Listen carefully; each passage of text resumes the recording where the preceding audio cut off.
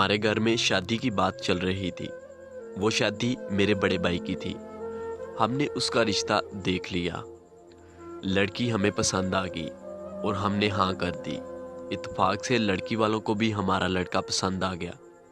कुछ देर बाद मेरे भाई का निकाह हो गया, लेकिन अभी रुखसती नहीं की थी क्योंकि लड़की वाले गरीब थे और उनके पास पैसे नहीं थे और वो चाह रहे थे कि हम अपनी बेटी की शादी धूमधाम से करें। इस वजह से उन्होंने कहा अभी हम अपनी बेटी को रुखसत नहीं कर सकते। हमारे घर वाले भी मान गए और शादी की तारीख पक्की हो गई। ये तय पाया गया कि 2 साल बाद रुखसती की जाएगी। अच्छा खासा वक्त गुजर रहा था। मेरे भाई ने किसी लड़की के साथ गलत काम कर लिया। जब ये बात लड़की वालों को पता चली तो उन्होंने रिश्ता तोड़ दिया। वो तलाक मांग रहे थे। लेकिन जब बाद में ये तय पाया गया कि इस लड़की की शादी इसी लड़के के साथ होगी। मेरे भाई के चाल चलन ठीक नहीं थे।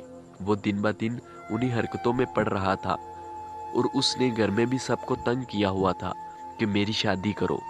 लेकिन अभी रुखसती को 15 माह पड़े हुए थे। लेकिन मेरा भाई इस बात को नहीं मान रहा था। फिर लड़की वालों से बात की और शादी में सिर्फ 3 माह का वक्फा रख लिया।